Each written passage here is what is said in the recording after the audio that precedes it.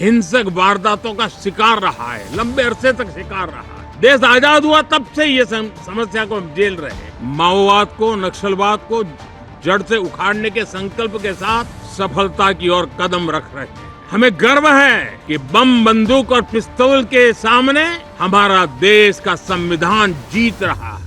देशभक्ति के लिए, देश की भलाई के लिए संसद में पहुंचे हुए हर माननीय सांसद के लिए गौरव का पल है। भारत के एक नए सामर्थ्य को दुनिया देख रही है, पहचान रही है। आईएलओ का कहना है कि 90 करोड़ से ज्यादा लोग भारत में अब सोशल सिक्योरिटी के दायरे में हैं। राष्ट्र हित में किए गए इस महत्वपूर्ण कार्य के लिए उन सभी सांसदों की सराहना करना चाहता हूं, सभी दलों की सराहना करना चाहता हूं। विकास यात्रा को बल देने वाले, देश की प्रगति को बल देने वाले, देश के नागरिकों को सामर्थ्य देने वाले अनेक विधेयक प्रस्तावित हैं। सदन विस्तृत चर्चा करके उसको भी पारित करेगा।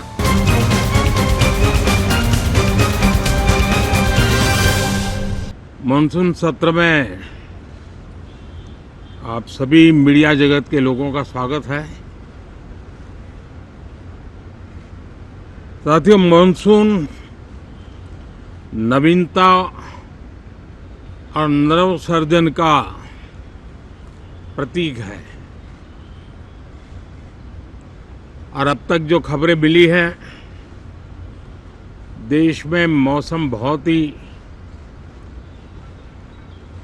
अच्छे ढंग से आगे बढ़ रहा है।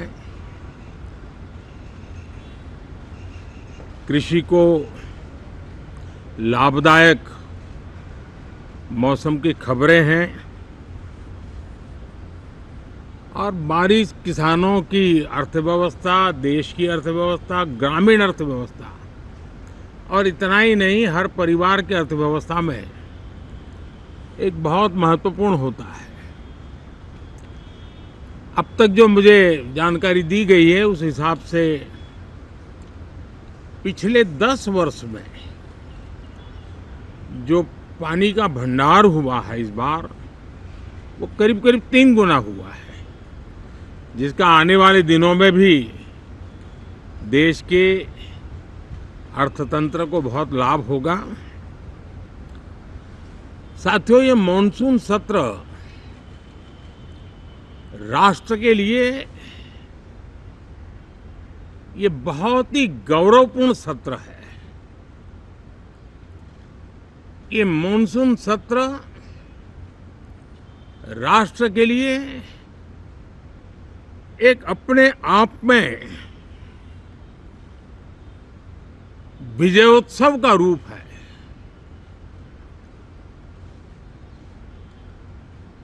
और जब मैं कहता हूं कि सत्र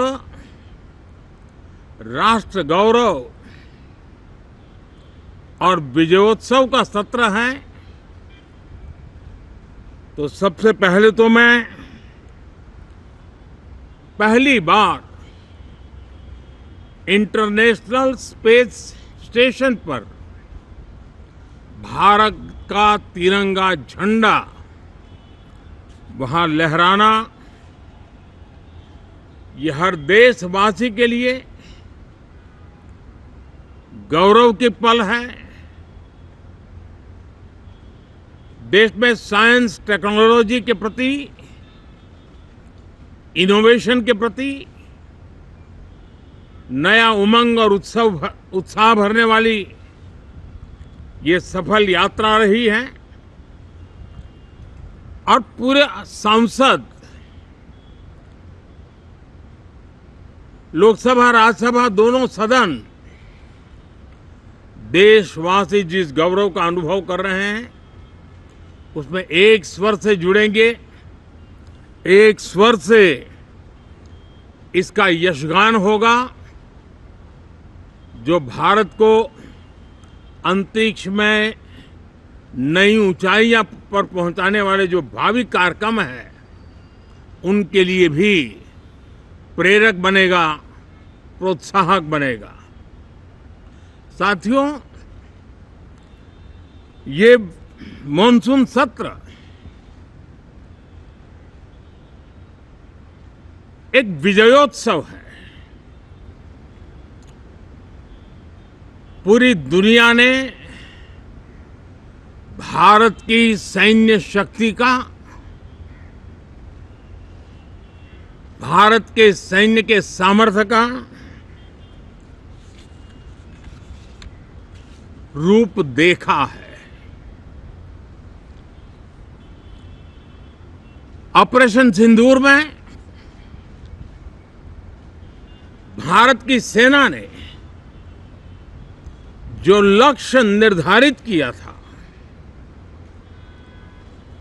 100% अचीव किया। आतंकियों के आकाओं के घर में जाकर के 22 मिनट के भीतर भीतर ऑपरेशन सिंदूर के तहत उसको जमींदोज कर दिया गया। और मैंने बिहार की एक कार्यक्रम में इसकी घोषणा की थी, जो हमारी सैन्य शक्ति ने बहुत ही कम समय में सिद्ध करके दिखा दिया। और इसमें मेड इन इंडिया सैन्य शक्ति का ये नया स्वरूप, इस पर भी दुनिया बहुत आकर्षित हुई है। इन दिनों विश्व के जिन जिन लोगों से मिलना होता है तो भारत के इस मेड इन इंडिया जो औजार तैयार हो रहे हैं, उसके प्रति दुनिया का आकर्षण बढ़ रहा है। मुझे विश्वास है कि जब सदन इस विजयोत्सव को एक स्वर में विजय के भाव से इस सत्र के दरमियान उन ओजस्वी तेजस्वी भावनाओं को प्रकट करेगा, तो भारत की सैन्य शक्ति को बल मिलेगा, प्रोत्साहन मिलेगा, देशवासियों को प्रेरणा मिलेगी और सैन्य क्षेत्र में जो रिसर्च, इनोवेशन और मैन्युफैक्चरिंग हो रहे हैं, made in India defence equipment बन रहे हैं, उसको भी एक बल मिलेगा और जो भारत के नौजवानों के लिए नए रोजगार के अवसर पैदा करेगा। साथियों, ये दशक हम एक प्रकार से देख सकते हैं कि शांति और प्रगति कंधे से कंधा मिलाकर के आगे बढ़ने के कदम कदम पर प्रगति के एहसास करते रहे हैं। देश कई प्रकार की हिंसक वारदातों का शिकार रहा है, लंबे अरसे तक शिकार रहा है। देश आजाद हुआ तब से ये समस्या को हम झेल रहे हैं, चाहे आतंकवाद हो, नक्सलवाद हो।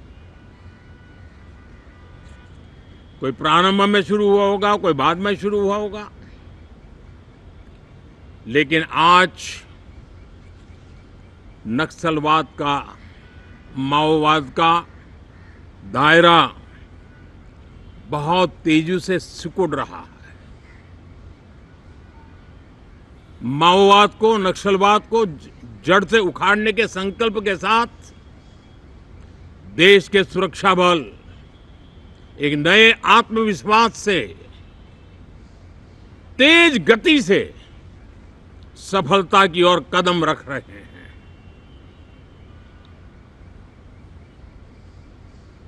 और मैं गर्व से कह सकता हूं,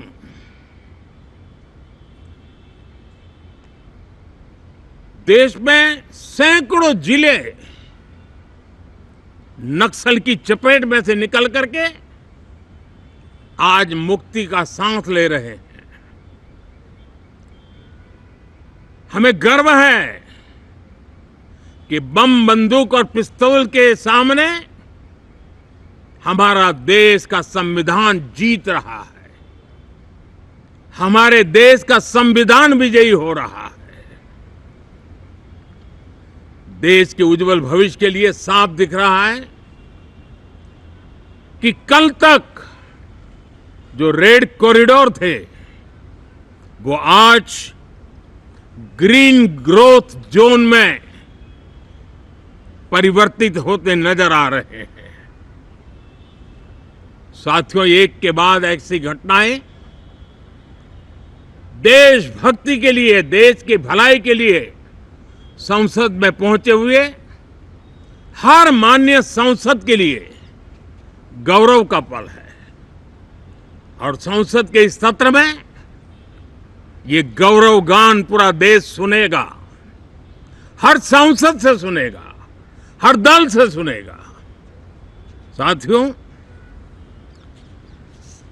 आर्थिक क्षेत्र में भी जब 2014 में आप सबने हमें जिम्मेवारी दी, देश फ्रेजाइल 5 की अवस्था से गुजर रहा था। 2014 के पहले वैश्विक अर्थव्यवस्था में हम 10वें नंबर पर थे और आज भारत तेज गति से दुनिया की तीसरे नंबर की अर्थव्यवस्था बनने की दिशा में आगे बढ़ रहा है, दरवाजे पर दस्तक दे रहा है। इन दिनों 25 करोड़ गरीबों का गरीबी से बाहर निकलना, जिसको विश्व की अनेक संस्थाएं सराहना कर रही है। देश में एक जमाना था 2014 के पहले जब महंगाई का दर, इन्फ्लेशन रेट डबल डिजिट में हुआ करता था। आज 2% के आसपास आकर के देश के सामान्य मानव के जीवन में राहत बन गया है, सुविधा बन गया है।